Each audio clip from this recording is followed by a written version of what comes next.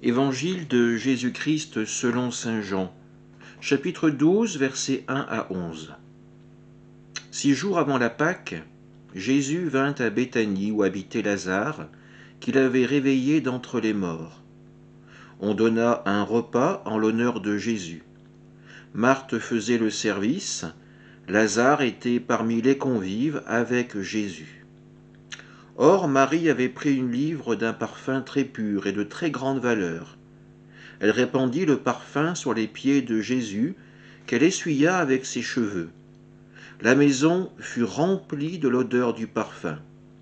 Judas Iscariote, l'un de ses disciples, celui qui allait le livrer, dit alors : « Pourquoi n'a-t-on pas vendu ce parfum pour 300 pièces d'argent que l'on aurait donné à des pauvres ?»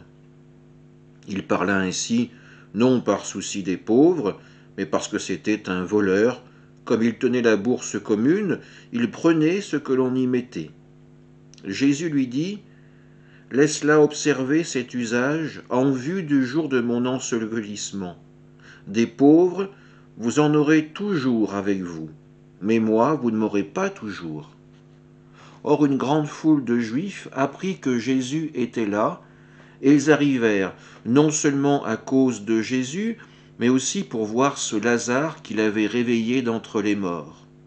Les grands prêtres décidèrent alors de tuer aussi Lazare, parce que beaucoup de Juifs, à cause de lui, s'en allaient et croyaient en Jésus. Acclamons la parole de Dieu.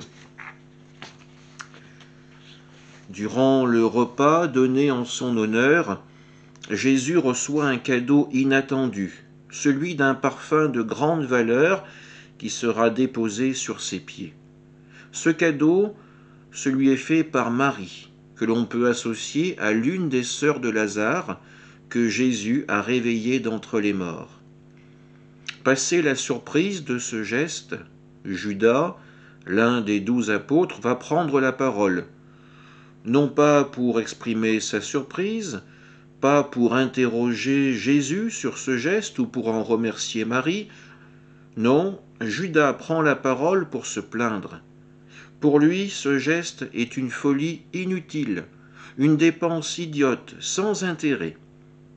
Sans intérêt pour lui du moins, car comme nous l'explique saint Jean, la somme dépensée pour le parfum a ainsi échappé à son emprise. Judas voit l'acte purement matériel, mais la dimension spirituelle, sacrificielle du geste de Marie lui échappe complètement. Pourtant, Jésus le dit, ce geste posé par Marie est pour les témoins une préfiguration de ce que le Seigneur va vivre, sa passion, sa mort et sa mise au tombeau. Un détail a pu nous échapper quand nous avons écouté cet évangile, à savoir que le parfum, son odeur envoûtante, envahit toute la maison. La portée du geste de Marie dépasse la personne de Jésus.